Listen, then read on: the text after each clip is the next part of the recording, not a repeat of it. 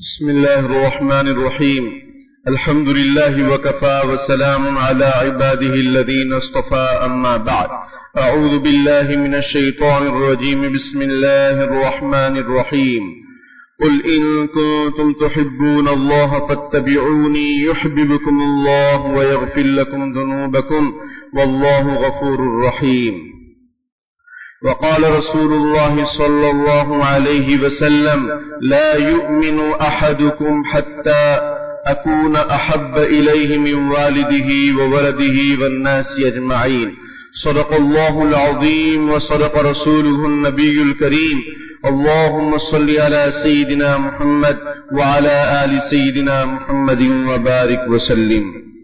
محمد کی محبت دین حق میں شرط اول ہے صلی اللہ علیہ وسلم. محمد کی محبت دین حق میں شرط اول ہے، اسی میں ہو اگر خامی تو سب کچھ نامکمل ہے.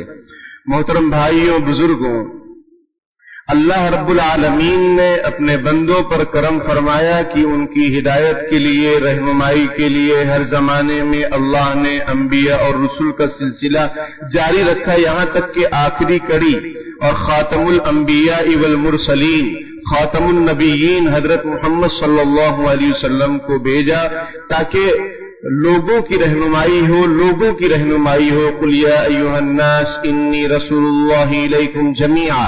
اے نبی کہہ دیجئے لوگوں سے کہ اے لوگوں میں تم سب کا رسول ہوں، مجھے اللہ نے سب کی طرف رسول بنا کر بھیجا ہے.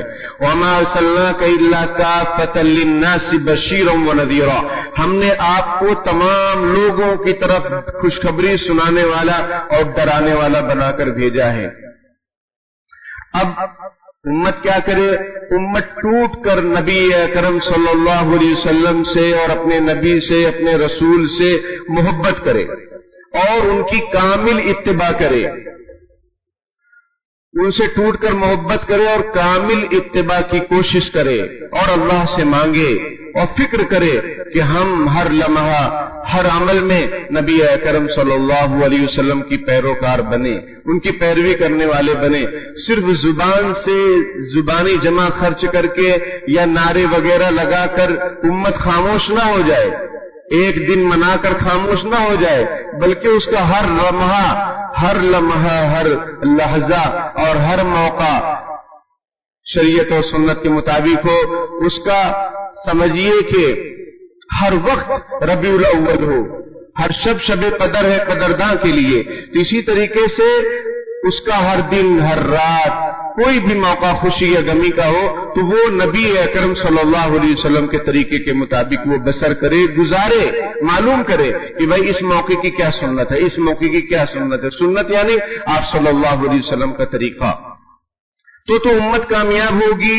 اور جو شخص بھی اس طریقے سے زندگی گزارے گا، وَمَن يُطِعِ اللَّهَ وَرَسُولَهُ فَقَدْ فَازَ فَوْزًا عَظِيمًا، جس نے اللہ اور اس کے رسول کی اطاعت کی وہ اس کو بڑی کامیابی مل گئی. اور وَمَن يَعْصِ اللَّهَ وَرَسُولَهُ فَقَدْ ضَلَّ ضَلَالًا مُبِينًا، جو اللہ اور اس کے رسول کی نافرمانی کرے گا وہ کھلا گمراہی میں مبتلا ہو جائے گا.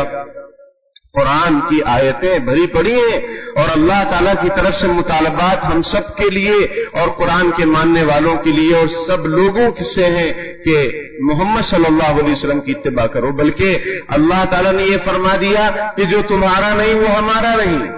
وَمَن يُطِعِ الرَّسُولَ فَقَدْ أَطَاعَ اللَّهَ، جس نے رسول کی اطاعت کی اس نے اللہ کی اطاعت کی. یعنی رسول کی اطاعت اللہ کی اطاعت برابر ہے، اور جو رسول کا نافرمان ہے وہ اللہ کا بھی نافرمان ہے. تو میرے بھائیوں بزرگوں، ایک ایسی چیز ہے جس کو اپنانے سے دین پر چلنا آسان ہو جائے گا، نبی اکرم صلی اللہ علیہ وسلم کی اتباع آسان ہو جائے گی. اور ہر کوئی یہ چاہتا ہے کہ ہمارا خاتمہ ایمان پر ہو، مرتے وقت کلمہ نصیب ہو. ہر کوئی یہ چاہتا ہے کہ قبر میں آسانیاں ہو. ہر کوئی یہ چاہتا ہے کہ میدان محشر میں نبی اکرم صلی اللہ علیہ وسلم کی شفاعت مل جائے تو بیڑا پار ہو جائے گا. تو اس کا راستہ کیا ہے؟ اس کا راستہ ہے محبت رسول. آپ نبی اکرم صلی اللہ علیہ وسلم سے محبت کر لیجئے، سب کچھ آسان ہو جائے گا. از محبت الخواہ شیریں شود، محبت ایسی چیز ہے کہ کڑوی چیز بھی آسان ہو جاتی ہے. از محبت شاہ بندہ می شود، محبت میں تو بادشاہ غلام ہو جاتے ہیں. محبت ایسی چیز ہے. اور محبت کا معنی کیا؟ بہادر شاہ ظفر نے اپنے اشعار میں کہے ہیں کہ ان کا شعر ہے کہ محبت کے یہ معنی ہے کہ میں نے، محبت کے یہ معنی ہے کہ میں نے وہی چاہا کہ جو کچھ تو نے چاہا. حضرت سفیان ثوری رحمۃ اللہ علیہ جو کہ تابعی ہیں اور بڑے محدث ہیں، وہ فرماتے ہیں المحبت اتباع الرسول صلی اللہ علیہ وسلم، کہ محبت کا معنی ہے کہ نبی اکرم صلی اللہ علیہ وسلم کی اتباع کی جائے. اور اتباع کس سے کہتے ہیں؟ اتباع یہ طبیعت سے بنا ہے، اس کا معنی ہوتا ہے فالو کرنا، قدم پر نقش قدم پر چلنا اور پیچھے پیچھے چلنا، یہ اتباع. اگر آپ کسی کو کراس کر جا رہے ہیں، آگے بڑھ جا رہے ہیں، تو یہ اتباع نہیں ہے. اتباع کا معنی ہے کہ پیچھے پیچھے پیروی کرنا، نقش قدم پر چلنا. حضرت مولانا شاہ حکیم محمد اختر نور اللہ مرقدہ فرماتے ہیں کہ نقش قدم نبی کے ہیں جنت کے راستے، نقش قدم نبی کے ہیں جنت کے راستے، اللہ سے ملاتے ہیں سنت کے راستے. میرے بھائیوں بزرگوں، ہم اپنی زندگی میں کوئی بھی لمحہ ہو، خوشی کا ہو، غمی کا ہو، صبح ہو، شام ہو، کوئی بھی مرحلہ ہو، کوئی بھی مسئلہ ہو، ہمیں معلوم ہونا چاہیے کہ ہمارے نبی کا طریقہ اس وقت کیا ہے، ہمارے نبی کا فرمان اس وقت کیا ہے. کیونکہ ہمارے نبی قیامت تک کے لیے نبی ہیں. صرف وہ مکے والوں کے لیے نبی نہیں تھے، تمام جہان والوں کے لیے نبی ہیں، ہمیشہ کے نبی ہیں. اور نبیوں کے سردار اور آپ کی تعلیمات شاندار، ہر لمحے کی رہنمائی آپ کو موجود ہے. یہود و نصارہ تو یہ طنز کرتے تھے، اعتراض کرتے تھے، چھیٹے اڑاتے تھے کہ ارے ان کا نبی تو ایسا ہے کہ ان کو جو ہے لیٹرین باتھ روم کا طریقہ بھی بتلاتا ہے. تو حضرت سلمان فارسی رضی اللہ تعالیٰ عنہ نے کہا بالکل ہمارے نبی ایسے ہیں جو ہمیں ہر طریقہ سکھلاتے ہیں، اور کیسے لیٹرین باتھ روم میں جانا ہے، کرنا ہے، اٹھنا ہے، نکلنا ہے، تمام باتیں کس طرف رخ ہونا چاہیے، کس طرف رخ نہیں ہونا چاہیے، یہ تمام باتیں ہمارے نبی سکھلاتے ہیں. حضرت نبی اکرم صلی اللہ علیہ وسلم کی تربیت کا انداز دیکھیے کہ آپ کے بیٹے کیسے بیٹے؟ سوتیلے بیٹے، کیونکہ آپ کے نکاح میں حضرت ام سلمہ رضی اللہ تعالیٰ عنہ ہے، اور ان کے جو شوہر تھے ابو سلمہ، اور ان کے بیٹے ہیں عمر بن ابو سلمہ.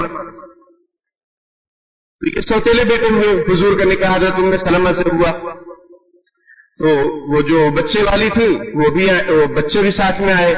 تو حضرت عمر بن سلمہ کہتے ہیں کہ میں آپ صلی اللہ علیہ وسلم کے ساتھ کھانا کھا رہا تھا تو میں کبھی ادھر سے لے رہا ہوں، کبھی ادھر سے لے رہا ہوں. بچوں کی عادت ہوتی ہے اور اس پر چڑھنا نہیں چاہیے. آج تو ہمارا معاشرہ یہ سمجھتا ہے کہ اسلام صرف بالغوں کے لیے ہے، بڑے بوڑھوں کے لیے، بچوں کے لیے دین تو ہے ہی نہیں ہے. اسی لیے جب بچے مسجد میں آتے ہیں تو ان کو تکلیف ہوتی ہے کہ یہ بچے مسجد میں کیوں آ گئے، ان کو باہر کرو، ان کو پیچھے کرو. آپ اپنی جنریشن کے ساتھ یہ برتاؤ کریں گے اور آپ یہ سوچیں گے کہ آگے چل کے سچے پکے نمازی ہو جائے، تو یہ آپ کی سوچ غلط ہے، آپ غلط ہیں. اسلام کی یہ تعلیم نہیں ہے. اسلام کی تعلیم یہ ہے کہ اولاً یہ کہ کون سا بچہ مسجد میں آئے گا اس کو پہلے سمجھو تاکہ غلط فہمی دور ہو. وہ بچہ مسجد میں لائیں جو بچہ سمجھدار ہو. اب سمجھداری کی کوئی عمر شریعت نے طے نہیں کی ہے، وہ آپ اپنے حساب سے دیکھو. اگر آپ کو بچہ سمجھدار ہے، اور فقہاء نے، اللہ تعالیٰ ہمارے فقہاء اور علماء کو جزائے خیر دے کہ جنہوں نے تمام باریکیاں لکھ دی ہیں، فقہاء نے اصول یہ بیان کیا کہ سمجھدار بچے کی نشانی یہ ہے کہ اس کو بولو اٹھ تو اٹھ جائے، اور اس کو بولو بیٹھ تو بیٹھ جائے، تو سمجھو کہ یہ سمجھدار ہے، یہ تمیزدار بچہ ہے. بات سمجھ رہے ہیں؟ تو اولاً یہ کہ سمجھدار بچہ ہے، اب اس کو لائیے. اب دوسری بات یہ کہ اس کو کھڑا کہاں کرنا ہے. تو آج کے زمانے میں فتویٰ اس بات پر ہے کہ جو بچے کو آپ لا رہے ہیں، بچے کو جو آپ لا رہے ہیں سمجھدار بچہ، اس کو آپ اپنے ساتھ کھڑے کیجئے. یہ بالکل غلط بات ہے کہ بچے کے کھڑے ہونے سے بڑوں کی نماز خراب ہوگی. اس کی دلیل آپ مجھے دکھا دینا، ٹھیک ہے؟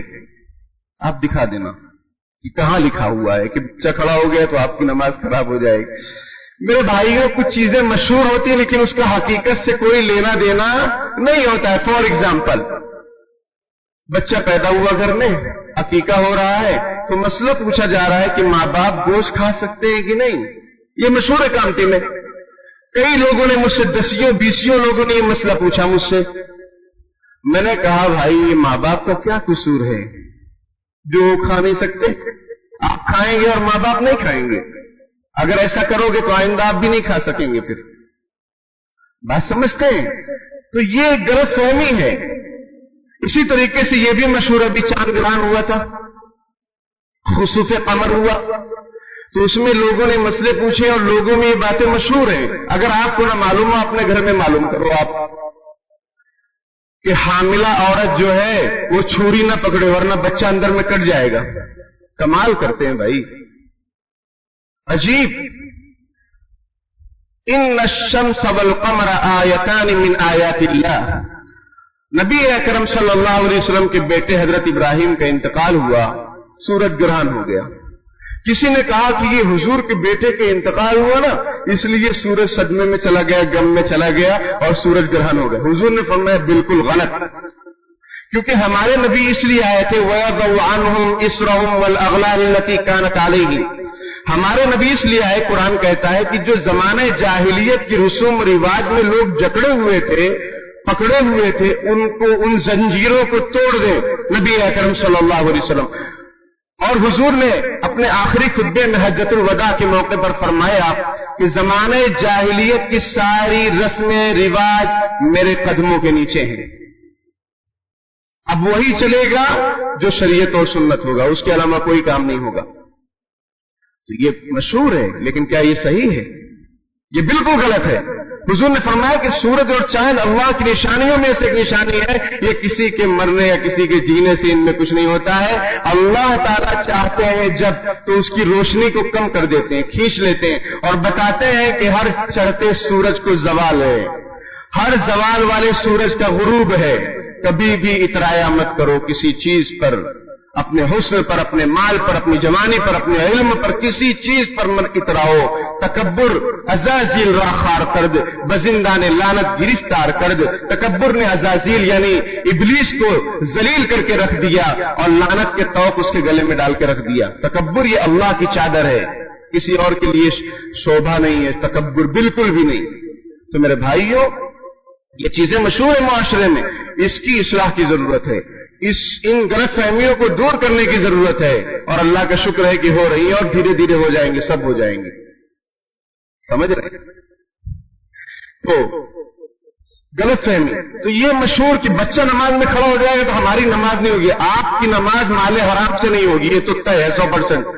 آپ 2 نمبر کا مال کما رہے ہیں، اپنے بہن بھائیوں کا حق دبا کر بیٹھے ہیں اور آپ حج پہ حج کر رہے ہیں، عمرے پہ عمرہ کر رہے ہیں، پہلے صف میں رو رہے ہیں، دو رہے ہیں، کوئی قابل قبول نہیں. کعبہ کے گلا پر پکڑ کے مر جا رہے ہیں تو بھی اللہ کے یہاں بخشش نہیں ہوگی جب تک کہ حقوق العباد کلیئر نہ ہو، بندوں کے حقوق کلیئر نہ ہو. کوئی معافی نہیں ہے، کوئی معافی نہیں. اس سے نماز نہیں ہوتی ہے، 2 نمبری سے نماز نہیں ہوتی ہے. بات سمجھ رہے ہیں؟ حضور فرماتے ہیں کہ ایک آدمی سفر میں ہے، اس کے بال بکھر گئے اور چہرے پر گرد، دھول، اور وہ بھوک پیاس سے تڑپ کر یہ کہتا ہے یا اللہ، یا رب، یا رب. لیکن اس کا کھانا حرام، اس کا پینا حرام اور اس کا لباس حرام. فانا یستجاب. اس کی دعا کیسے قبول ہوگی؟ اس کی دعا کیسے قبول ہوگی؟ تو 2 نمبری سے عبادت قبول نہیں ہوتی ہے. بچے کے کھڑے ہونے سے عبادت پر کوئی فرق نہیں پڑے گا.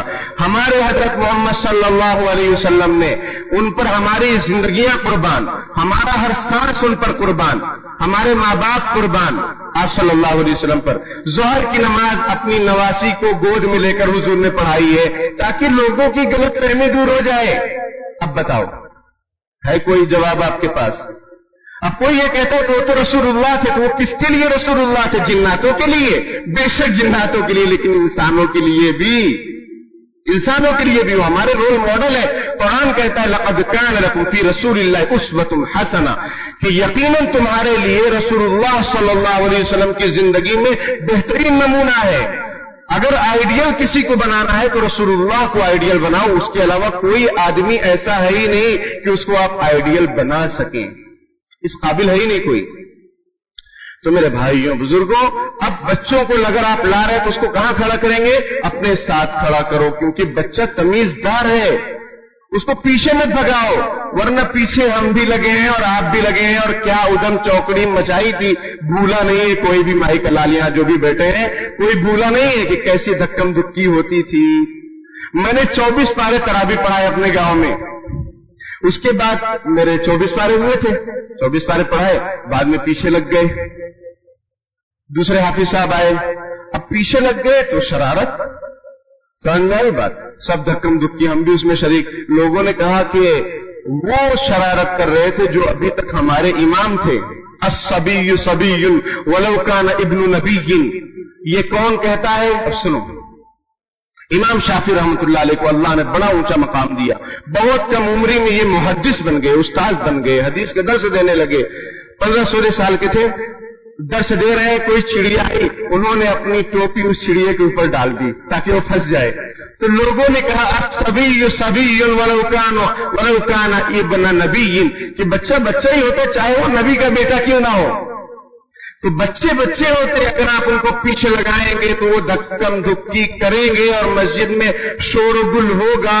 اور لوگوں کو ڈسٹرب ہوگا، اس سے شریعت منع کرتی ہے۔ پھر کیا کہتی ہے شریعت، علماء کیا کہتے ہیں، فقہاء کیا کہتے ہیں، ان کو اپنے ساتھ کھڑا کرو، یہ مسئلہ ہے۔ تو دین بالغوں کے لیے نہیں ہے، بڑے لوگوں کے لیے نہیں ہے، سب کے لیے ہے۔ خدا کے واسطے اپنی نئی نسل پر رحم کرو، ان کو مسجد سے دور مت کرو، ورنہ یہ آپ کو کلبوں میں ملیں گے، بار میں ملیں گے، اور پھر آپ کو بار ہوگا، یعنی آپ کو تکلیف ہوگی کہ ارے میرا بچہ بگڑ گیا، آپ اس کو نماز میں تو لاتے ہی نہیں، تو پھر کہاں جائے گا؟ اور وہ نماز میں آتا ہے تو اس کو اتنی ڈانٹ سننے کو ملتی ہے کہ باہر بہت عزت ملتی ہے، بہت پیار ملتا ہے، تو باہر کی دنیا میں جائے گا، یہاں تو اس کو ڈانٹ سننے کو ملتی ہے۔ تو خدا کے واسطے دین کے تابع اپنے آپ کو بنائیے، دین کو اپنے تابع بنانے کی ہرگز کوشش نہیں کرنا، ہرگز کوشش نہیں کرنا۔ لا یؤمن احدکم حتی یکون ہواہ تبعا لما جئت بہ، نبی اکرم صلی اللہ علیہ وسلم فرماتے ہیں کہ تم کامل مومن نہیں ہو سکتے جب تک کہ تمہاری خواہشات میرے لائے ہوئے طریقے کے مطابق نہ ہو جائیں۔ میں نے جو شریعت لائی ہے اس کے مطابق اگر تمہاری خواہشات ہو گئی تو تم کامل مومن ہو، اور تمہاری خواہشات اور آرزو، تمہارا انداز ہم میری شریعت کے خلاف ہے تو تم کامل مومن نہیں ہو سکتے ہیں۔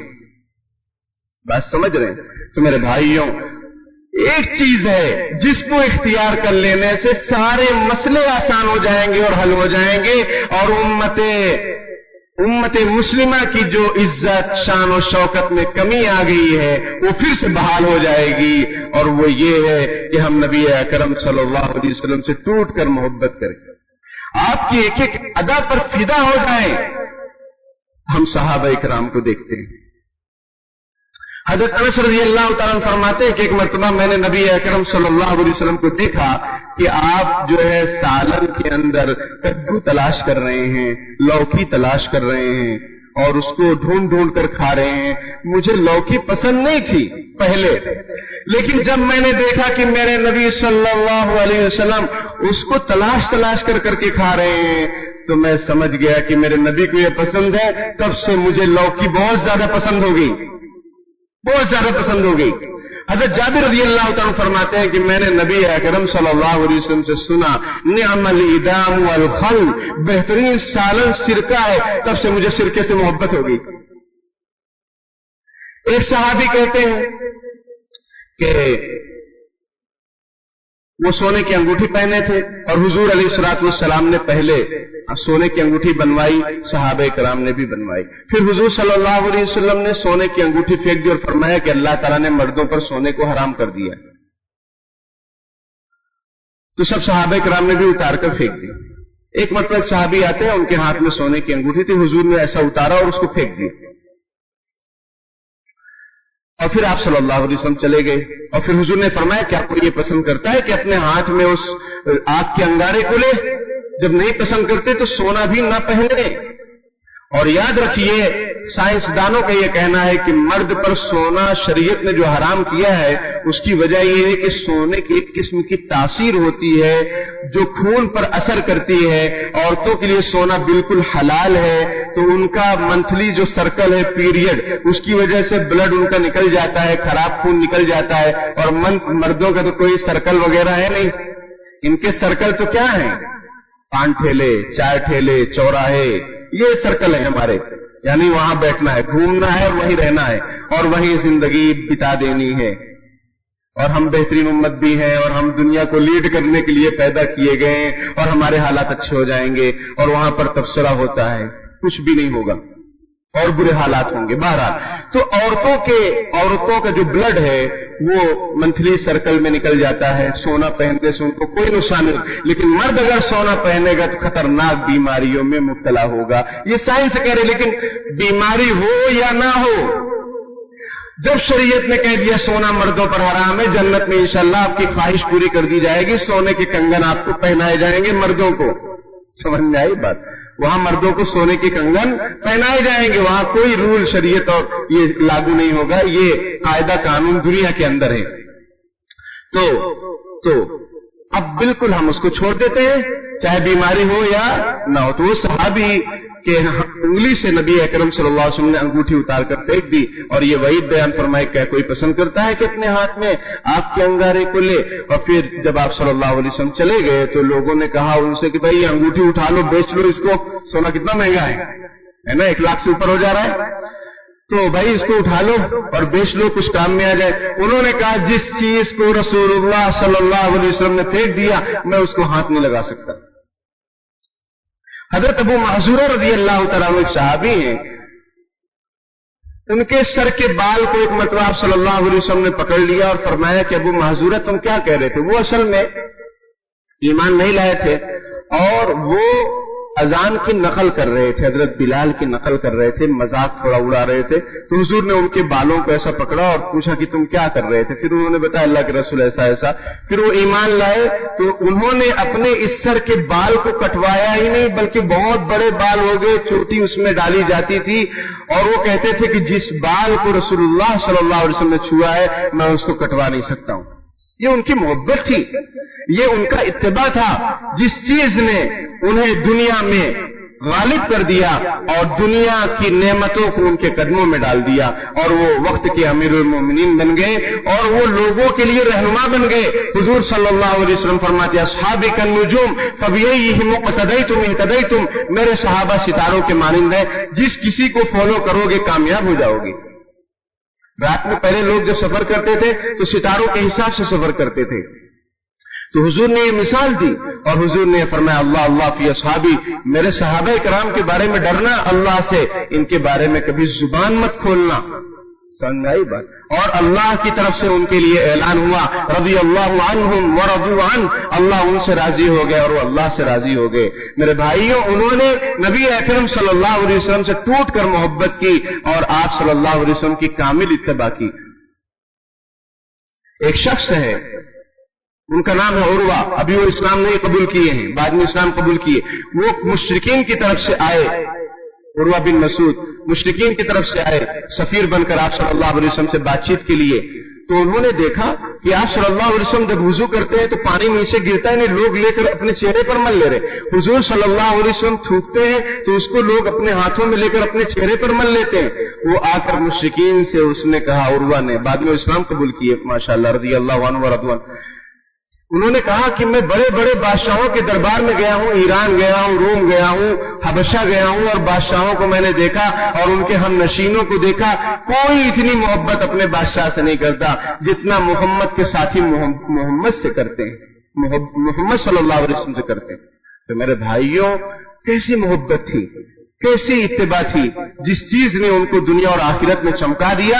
اور ہم لوگ صرف زبانی جمع خرچ کر رہے ہیں کہ ہم عاشقان رسول ہیں, نماز چھوٹ رہی ہے. ہم عاشق رسول ہیں, شریعت اور سنت کو ہم چھوڑ رہے ہیں. ہم عاشق رسول ہیں, شادی بیاہ میں غیروں کی نقل کر رہے ہیں. ہم عاشق رسول ہیں اور اپنے چھوٹے چھوٹے معصوم جیسے بچوں کو, پھول جیسے بچوں کے ایمان پر ڈاکہ ڈال رہے ہیں, ادارے والے, اسکول والے بھی, اور ہم لوگ بھی اس پر تالیاں پیٹ رہے ہیں. ایسے ایمان پر تالی پیٹنے کی ضرورت ہے. ایسے ایمان پر افسوس کرنے کی ضرورت ہے۔ میں نے خود اپنی آنکھوں سے دیکھا کہ بچے ڈانس کرتے ہیں، ناچتے ہیں، تو ان کے پیرنٹس بڑی بڑی داڑھی والے، یعنی جو معاشرے میں معزز اور دیندار سمجھے جا رہے ہیں ان کا یہ حال ہے۔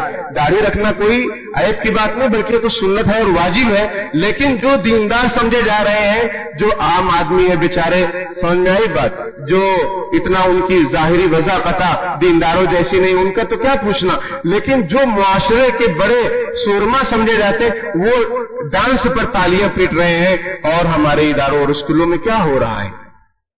کیا ہم اس سے بے خبر ہیں؟ اگر بے خبر ہیں تو ہم سے زیادہ نادان کوئی نہیں ہو سکتا ہے، کیونکہ ہماری نئی نسل کے ایمان پر اگر ڈاکہ ڈالا جا رہا ہے اور ان کو انگریزوں کی تہذیب سکھائی جا رہی ہے تو کل یہ ہمارے لیے پھول نہیں ہوں گے، یہ ہمارے لیے کانٹے ہوں گے۔ ہم ایسے اداروں اور اسکولوں کو سمجھائیں کہ خدا کے واسطے تم کو جو منانا ہے مناتے رہو، لیکن ہمارا بچہ اس میں انوالو نہیں ہوگا، ہمارا بچہ اس میں استعمال نہیں ہوگا، اور ان کو سمجھائیں بھائی دین سب کے لیے، دین صرف مسجد تک کے لیے نہیں ہے، دین ایک مکمل ضابطۂ حیات کا نام ہے، اور ہمارے نبی ایک عملی نمونہ ہے، پریکٹیکل نمونہ ہے، اور آپ کی جو لائف سٹائل ہے وہ پوری زندگی کے لیے، سب کے لیے وہ ایک بہترین آئیڈیل اور رول ماڈل ہے اور نمونہ ہے، ان کو اپنانے کی ضرورت ہے۔ اور آپ صلی اللہ علیہ وسلم کی تعلیمات کو چھوڑ کر انگریزوں کی اور غیروں کی تعلیمات اگر ہم اپنائیں گے اور ان کے نقش قدم پر چلیں گے تو یہ آپ صلی اللہ علیہ وسلم کے ساتھ وفا اور محبت نہیں ہوگی، اور یہ آپ صلی اللہ علیہ وسلم کی اتباع نہیں ہوگی، غیروں کی اتباع ہوگی۔ وَمَن يَبْتَغِ غَيْرَ الْإِسْلَامِ دِينًا فَلَن يُقْبَلَ مِنْهُ، اور جو اسلام کے علاوہ کے طریقوں میں دلچسپی اور روچی رکھے گا اس کا کوئی عمل قابل قبول نہیں ہوگا۔ اور میرے بھائیوں، قرآن یہ کہتا ہے النبی اولا بالمؤمنین من انفسہم، کہ نبی، یہ جو نبی ہے حضرت محمد الرسول اللہ صلی اللہ علیہ وسلم، یہ مومنین کی جان سے بھی زیادہ ان کے عزیز ہیں۔ ہمارا نفس ہم کو گمراہ کر سکتا ہے، ان النفس لامارۃ بالسوء، قرآن کہتا ہے کہ نفس برائی کا حکم دیتا ہے، لیکن ہمارے نبی تو ہمیشہ بھلائی کا حکم دیتے ہیں۔ ہمارے نبی تو ہمارے سب سے بڑے خیر خواہ ہیں، ہمارا نفس اتنا بڑا ہمارا خیر خواہ نہیں جتنا ہمارے نبی صلی اللہ علیہ وسلم ہمارے خیر خواہ ہیں۔ اسی لیے قرآن یہ کہتا ہے کہ تمہاری جانوں سے زیادہ عزیز اور محبت کے قابل کوئی چیز ہے اور فکر کرنے والی کوئی چیز ہے تو محمد رسول اللہ ہے۔ تو سب سے زیادہ ہمیں کس سے محبت ہونی چاہیے؟ نبی اکرم صلی اللہ علیہ وسلم کے، اور ان کے طریقوں سے اور ان کی لائی ہوئی شریعت سے اور ان کے لائے ہوئے دین سے، اور اس بات کی ہمیں فکر ہونی چاہیے کہ ہر کچے پکی مکان، ہر جو ہے انسان تک آپ صلی اللہ علیہ وسلم کی تعلیمات پہنچے، اور خود بھی ہم نبی اکرم صلی اللہ علیہ وسلم کی تعلیمات کو پڑھیں، آپ کی سیرت کو پڑھیں۔ ہماری زندگی اس طریقے سے گزر رہی ہے کہ ہمارے بچے موٹی موٹی کتابوں کو رٹ ڈال رہے ہیں، یاد کر لے رہے ہیں، لیکن حضور صلی اللہ علیہ وسلم کی سیرت کی 100 صفحے کی کتاب پڑھنے کے لیے ان کے پاس ٹائم نہیں، نہ ہمارے پاس ٹائم ہے، نہ ان کو سمجھانے کے لیے ہمارے پاس ٹائم ہے۔ تو ہم کیسی زندگی گزار رہے ہیں؟ اور ہم یہ چاہ رہے ہیں کہ ہم بہترین امت ہوں اور اللہ کی رحمت ہم پر نازل ہو، اور قبر میں حشر میں نبی اکرم صلی اللہ علیہ وسلم کی زیارت اور آپ کی شفاعت نصیب ہو جائے۔ یہ کیسے ہو سکتا ہے؟ یہ اس وقت ہو سکتا ہے جبکہ ہم نبی اکرم صلی اللہ علیہ وسلم سے ٹوٹ کر محبت کریں، ہر لمحے میں، ہر معاملے میں صرف ہم نعرے لگا لیں، ایک دن خوشیاں منا لیں اور پھر بھول جائیں گے، اور نمازوں کو چھوڑ کر ہم آپ صلی اللہ علیہ وسلم کے عاشق کیسے ہو سکتے ہیں؟ حضور فرماتے جعلت قرۃ عینی فی الصلاۃ، میری آنکھوں کی ٹھنڈک نماز میں ہے، اور اگر ہم نماز نہ پڑھیں، فجر میں ایک صف ہو مشکل سے اور سب سوتے پڑے رہیں، یہ کیسی مسلمانی ہے؟ یوں تو تم سید بھی ہو، مرزا بھی ہو، افغان بھی ہو، تم سبھی کچھ ہو، بتاؤ مسلمان بھی ہو؟ گواہ دی ہم نے جو اسلاف سے میراث پائی تھی، سریا سے زمین پر آسمان نے ہم کو دے مارا۔ آج ہم جو ذلیل ہو رہے ہیں وہ نبی اکرم صلی اللہ علیہ وسلم کے طریقے کو چھوڑ کر ذلیل ہو رہے ہیں۔ اگر ہم حضور کے طریقے کو اپنائیں جیسا کہ صحابہ کرام نے اپنایا تو دنیا کی ساری نعمتیں ہمارے قدموں میں آ جائیں گی، حکومتیں ہمارے قدموں میں آ جائیں گی، اور ہم بہترین امت بن کر زندگی گزاریں گے، اور قیامت کے دن آپ صلی اللہ علیہ وسلم کی شفاعت بھی نصیب ہوگی۔ حضور فرماتے ہیں من احب سنتی فقد احبنی ومن احبنی کان معی فی الجنہ، کہ جو میری سنت کی اتباع کرے گا اس نے مجھ سے محبت کی، اور جس نے مجھ سے محبت کی وہ جنت میں میرے ساتھ ہوگا۔ ہر کوئی یہ چاہتا ہے کہ وہ نبی اکرم صلی اللہ علیہ وسلم کے ساتھ جنت میں رہے، تو اس کے لیے کچھ کرنا ہوگا۔ ہاتھ پر ہاتھ دھرے بیٹھے رہیں گے اور سوچتے رہیں گے کہ یہ تو علماء کا کام ہے، علماء اپنا کام کر رہے ہیں، آپ بھی اپنا کام کیجئے، آپ بھی اپنا رول پلے کیجئے، آپ بھی اپنی ذمہ داری ادا کیجئے۔ میرے بھائیوں، معاشرے کی صورتحال یہ ہے کہ ہمارے نبی نے اپنی امت کو کفریہ شرکیہ کاموں سے باتوں سے تمام چیزوں سے بہت بچایا اور ایک توحید کی ایک اللہ کی تعلیم دی دعوت دی اور اس کو سمجھایا. آج ہم دیکھتے ہیں کہ ہمارے سیاستدان جو مسلمان ہیں یا ہمارے بچے یا ہمارے اسکول وغیرہ انگریزوں کی نقل اور غیر مسلموں کے تہوار آتے ہیں ان کا تہوار آتا ہے اور بہت سارے مسلمانوں کو غیر مسلم بنا کر چلا جاتا ہے. کیوں؟ اس لیے کہ کوئی جا کر وہاں پر ماتھا ٹیک رہا ہے, کوئی جا کر تھالی لے کر کھڑا ہو جا رہا ہے, کوئی ان کا ستکار کر رہا ہے. کفریہ شرکیہ کاموں کی عزت کرنا آدمی کا ایمان نکل جاتا ہے. یہ مسئلہ ہے, یہ مسئلہ ہے. جلال بادشاہی ہو یا جمہوری تماشا ہو, جدا ہو دین سیاست سے تو رہ جاتی ہے چنگیزی. آپ کون سی سیاست کرنا چاہتے ہیں؟ سیاست اگر آپ کو کرنا ہے تو محمد رسول اللہ صلی اللہ علیہ وسلم کی اتباع کیجیے, صحابہ کرام کی اتباع کیجیے. کفریہ شرکیہ کاموں سے کوئی کمپرومائز, کوئی سمجھوتا مت کیجیے. کوئی نیتا, کوئی پارٹی آپ کی امت مسلمہ کی حفاظت نہیں کر سکتی ہے. ان ینصرکم اللہ فلا غالب لکم, اگر اللہ تمہارا مددگار ہے تم پر کوئی غالب نہیں آ سکتا ہے. وَإِن يَخْذُلْكُمْ فمن ذا الذي ينصركم من بعدي, اور اگر اللہ تم کو رسوا کرنے پر آ گیا تو کوئی تم کو عزت نہیں دے سکتا ہے. اللہ پاک کہنے سننے سے زیادہ عمل کی توفیق عطا فرمائے. آمین. وآخر دعوانا الحمد للہ رب العالمین. بسم اللہ الرحمن الرحیم. اللهم لك الحمد كله ولك الشكر كله وإليك يرجع الأمر كله. اللهم لا أحصي ثناء عليك أنت كما أثنيت على نفسك. رب اغفر وارحم وأنت خير الراحمين. اللهم صل على سيدنا محمد وعلى آل سيدنا محمد وبارك وسلم. ربنا آتنا في الدنيا حسنة وفي الآخرة حسنة وقنا عذاب النار. رب ارحمهما كما ربياني صغيرا. ربنا اغفر لي ولوالدي ولأساتذتي ولمشايخي وللمؤمنين يوم يقوم الحساب. پیارے اللہ, ہم ظاہر میں آپ کے بندے, حقیقت میں نہایت گندے ہیں. پیارے اللہ, ہمارے دلوں کی گندگی کو دور فرما دیجئے, ہمیں بندگی کا سلیقہ عطا فرما دیجئے. شرمندگی والے کاموں سے ہماری حفاظت فرما دیجئے. برے دن سے, بری رات سے, بری بات سے, برے خاتمے سے ہماری حفاظت فرما دیجئے. خاتمہ بالخیر نصیب فرما دیجئے. کلمے والی, شہادت والی, مدینے والی مقبول موت نصیب فرما دیجئے. خیر و عافیت والی, صحت والی لمبی زندگی نصیب فرما دیجئے. پیارے اللہ, آپ نے ہمیں حضرت محمد رسول اللہ صلی اللہ علیہ وسلم کی امت میں پیدا فرمایا. یہ آپ کا بے انتہا احسان ہے, آپ کا فضل و کرم ہے. آپ نے ہمیں عظیم الشان نبی عطا فرمایا. پیارے اللہ, آپ بھی کریم ہیں اور آپ کے نبی حضرت محمد صلی اللہ علیہ وسلم بھی کریم ہیں. ہمیں اس بات کی خوشی ہے کہ ہم دو کریموں کے درمیان میں ہیں. پیارے اللہ, اپنے فضل و کرم سے ہمیں معاف فرما دیجئے, ہماری مغفرت فرما دیجئے. پیارے اللہ, ہماری مغفرت فرما دیجئے اور ہمیں ایسا بنا دیجئے کہ ہم آپ کو پسند آ جائیں. آپ نے ہمیں بہترین امت بنایا. قرآن یہ ہمیں پیغام دیتا ہے. پیارے اللہ, جو بہترین امت کی ذمہ داریاں ہیں ان ذمہ داریوں کو ادا کرنے کی توفیق عطا فرما دیجئے. پیارے اللہ, زندگی کا قیمتی حصہ غفلتوں میں گزر گیا. نہ جانے کس گلی میں زندگی کی شام ہو, کچھ پتہ نہیں ہے کہ کفن نصیب ہوگا یا نہیں, دفن نصیب ہوگا یا نہیں. پیارے اللہ, آپ اپنے فضل و کرم سے ہمیں معاف فرما دیجئے اور ہماری غفلت کو معاف فرما دیجئے اور غفلت بھری زندگی سے ہماری حفاظت فرما لیجئے. پیارے اللہ, ہمیں چست چاقو چوبند بنا دیجئے. پیارے اللہ, بیدار بنا دیجئے, فکر مند بنا دیجئے. امت کی فکر نصیب فرما دیجئے, اپنی فکر, اپنے اہل و عیال کی, اپنے گھر والوں کی, پوری امت مسلمہ کی فکر نصیب فرما دیجئے. پیارے اللہ, جو غم نبی اکرم صلی اللہ علیہ وسلم کو امت کے تعلق سے تھا ہمیں بھی نصیب فرما دیجئے. اور پیارے اللہ, بہترین امت کی جو ذمہ داریاں ہیں ان کو بخوبی انجام دینے کی توفیق عطا فرما دیجئے. آپ کے فضل و کرم کے بغیر, آپ کی توفیق کے بغیر قدم اٹھانا مشکل ہے. پیارے اللہ, جو کچھ بھی نیکیاں ہوتی ہیں آپ کے فضل و کرم سے ہوتی ہیں, جو گناہوں سے بچتے ہیں آپ کے فضل و کرم سے بچتے ہیں. پیارے اللہ, آپ کا فضل و کرم ہمیشہ ہم پر شامل حال فرما دیجئے. پیارے اللہ, جو بیمار ہیں ان کو شفا کامل عاجلہ مستمرہ دائمہ نصیب فرما دیجئے. جو مقروض ہے غیب سے ان کے قرضوں کا انتظام فرما دیجئے.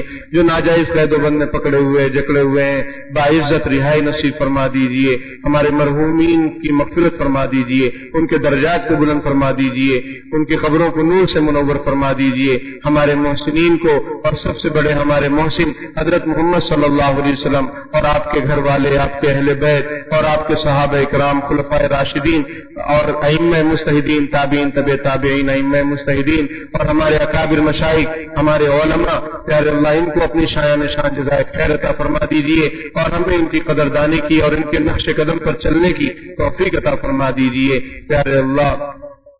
پیارے اللہ ہمیں ان کی قدردانی کی توفیق عطا فرما دیجئے، ان کے نقش قدم پر چل کر دنیا آخرت میں کامیابی نصیب فرما دیجئے۔ ہر طرح کی فکری گمراہی، ہر طرح کی ارتداد سے، فکری ارتداد سے، ذہنی ارتداد سے، زبانی ارتداد سے، ہر طرح کی ارتداد سے ہماری اور پوری امت مسلمہ کی حفاظت فرما لیجئے۔ پیارے اللہ ہماری نئی نسل اور آنے والی نسلوں کی حفاظت فرما لیجئے، ان کے ایمان کی، اعمال کی، ہم سب کی حفاظت فرما لیجئے۔ یا اللہ یہ جو دیس کے فتنے ہیں، طرح طرح کی جو دیس منائے جاتے ہیں، یہ کفریہ شرکیہ جو تہوار آتے ہیں، پیارے اللہ اس میں ہمارے بھولے بھالے مسلمان بھائی بھی شریک ہو جاتے ہیں۔ پیارے اللہ ہمارے مسلمانوں کو، ہم سب کو اپنے ایمان کی نعمت کی قدردانی کی توفیق عطا فرما دیجئے۔ ہدایت مل جانے کے بعد گمراہی والے کاموں سے ہماری حفاظت فرما لیجئے، ہدایت مل جانے کے بعد کفریہ شرکیہ کاموں سے ہماری حفاظت فرما لیجئے، ہماری نسلوں کی حفاظت فرما لیجئے، ہمارے اداروں کو، اسکول والوں کو، کالج والوں کو ہدایت نصیب فرما دیجئے کہ وہ صحیح ڈھنگ سے تعلیم کو عام کریں اور کفریہ شرکیہ اور انگریزوں کی نقالی سے باز رہیں۔ پیارے اللہ ہمیں محمد صلی اللہ علیہ وسلم کا غلام بنا دیجئے، صحابہ کرام کا، آپ کے اہل بیت کا، حضرت جو ہے حسنین کا اور حضرت علی رضی اللہ تعالیٰ عنہ کا اور خلفائے راشدین کا، تمام کا غلام بنا دیجئے۔ پیارے اللہ ان ذلیلوں کی غلامی سے ہماری حفاظت فرما لیجئے، انگریزوں کی غلامی سے ہماری حفاظت فرما لیجئے، کفریہ شرکیہ کاموں کی غلامی سے ہماری حفاظت فرما لیجئے۔ پیارے اللہ ہمارے تینوں حرم پاک کی حفاظت فرما، مسجد اقصیٰ کی حفاظت فرما، فلسطین، غزہ، ملک شام میں مسلمانوں کی مدد فرما، حماس کو غلبہ نصیب فرما، اسرائیل ظالم کو نیست و نابود فرما۔ پیارے اللہ ہمارے اس وطن عزیز کی حفاظت فرما، اس کی سرحدوں کی حفاظت فرما۔ پیارے اللہ ہر طرح کی مہنگائی، بے روزگاری سے بھارت کی حفاظت فرما۔ پیارے اللہ مسلمانوں کی جان مال عزت آبرو کی حفاظت فرما، مساجد کی، مدارس کی، مراکز کی، خانقاہوں کی، قبرستانوں کی حفاظت فرما۔ پیارے اللہ ایمان اور اعمال کی حفاظت فرما۔ پیارے اللہ ہر طرح کے علت سے، قلت سے، ذلت سے امت مسلمہ کی حفاظت فرما۔ جہاں باڑھ آئی ہوئی ہے مسلمانوں کو خاص طور پر اور دوسرے لوگوں کو بھی یا اللہ توفیق دے کہ وہ باڑھ زدہ بھائیوں کی مدد کریں اور ان کا بھرپور تعاون کریں، وہ بھی ہمارے بھائی ہیں۔ پیارے اللہ ان کا تعاون کرنے کی توفیق عطا فرما دیجیے، اور ہر طرح کے باڑھ سے، سیلاب سے پیارے اللہ ہم سب کی پوری امت مسلمہ کی حفاظت فرما۔ بارش کو ہمارے لیے رحمت بنا، زحمت بننے سے ہماری حفاظت فرما۔ جزا اللہ عنا محمد صلی اللہ علیہ وسلم برحمتک یا رب۔